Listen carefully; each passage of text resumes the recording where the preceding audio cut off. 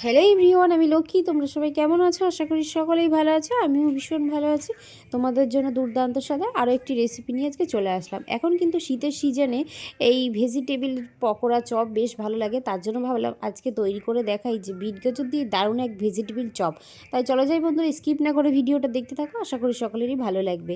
প্রথমে দেখো, vegetable chop বানানোর জন্য একটা মশলার প্রয়োজন। মশলাটার জন্য আমি এখানে শুকনো খোলায় মশলাটা রেডি করে নেবো। তার জন্য এখানে একটা বড় তেজপাতা, জিরে, ধনে, দুটো এলাচ, কয়েকটা গোলমরিচ আর দুটো লবঙ্গ, একটা শুকনো লঙ্কা আর জিরে ধনেটা তো নিলাম। সেটা ভালো করে কিন্তু আর শুকনো কড়াইয়ের মধ্যে আমি ভালো করে ভেজে নিলাম। খুব সুন্দর করে ভেজে নিয়ে আমি মশলাটা নামিয়ে নিয়ে গুঁড়ো করে নেবো। আর দেখো, এখানে ভেজিটেবিল চপ বানাবো, তার জন্য আমি দুটো বিট আর দুটো গাজর ভালো করে পরিষ্কার করে ধুয়ে কিন্তু আমি একটা প্লেটের মধ্যে গ্রেট করে নিলাম। গ্রেট করার পর কড়াইতে দিয়ে দিয়েছি তেল।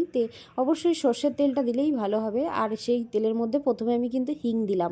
হিং দেওয়ার পর কিন্তু আমি এখানে বিট গাজরটা সম্পূর্ণটাই দিয়ে দিলাম। তোমরা চাইলে বিট গাজরটা এখানে মানে ছুরি হাতে কুচিয়েও বড় বানাতে পারো, কিন্তু আমি গ্রেটারে করলাম। এতে বেশ ভালো তাড়াতাড়ি মজেও যাবো আর রান্নাটা খুব চটজলদিও হয়ে যাবে।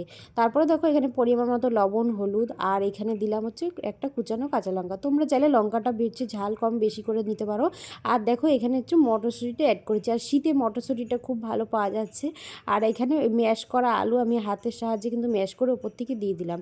গ্রেটারে দিলাম না, যেহেতু গ্রেটারে আমি বিট গাজরটা করেছি, তাই আলুটা হাত দিয়েই ম্যাশ করে দিলাম। আর এখানে যে মশলাটা আমি রেডি করেছিলাম, সেই মশলাটা কিন্তু আমি 2 চামচ মতো দিয়ে দিয়েছি। আর ওপর থেকে স্বাদ ব্যালেন্সের জন্য আমি দিয়েছি 1 চামচ চিনি আর 2 চামচ হচ্ছে ব্রেড ক্রাম্বস।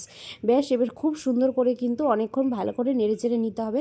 আর দেখো, এখানে কিন্তু চাইলেই আমি বাদামটা দিতে পারতাম, কিন্তু আমার কাছে না একদম বাদাম ছিল না, তাই আমি এখানে মটরশুঁটিটা দিয়েছি। তোমরা কিন্তু তোমাদের কাছে বাদামটা থাকলে অবশ্যই দেবে, আর খেতে আরও সুন্দর হবে। আর আমি ওপর থেকে ধনেপাতা কুচি দিয়ে নামিয়ে নিয়েছি। নামিয়ে নিয়ে হাতের সাহায্যে গোট গোট করে নিয়েছি, একদম চপের শেপ দিয়ে নিলাম। তারপরে দেখো, একটা বাটির মধ্যে আমি 2 চামচ কর্নফ্লাওয়ার নিয়ে একটু সামান্য জল দিয়ে গুলে নিলাম। একটা খুব সুন্দর একটা লিকুইড গোলাতুলি তৈরি করে নিয়েছি। তারপরে দেখো, যে ভেজিটেবলের জন্য গোটগুলো তৈরি করেছিলাম, সেগুলো প্রথমে আগে আমি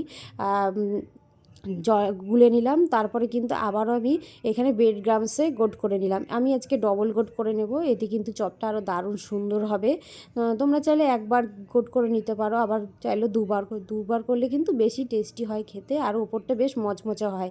তারপরে দেখো, কড়াই তেলের মধ্যে দিয়ে দিলাম একটা একটা করে, খুব সুন্দর করে একদম মিডিয়াম টু লো আছে আস্তে আস্তে করে ভেজে লাল লাল করে তুলে নিলাম প্লেটের মধ্যে।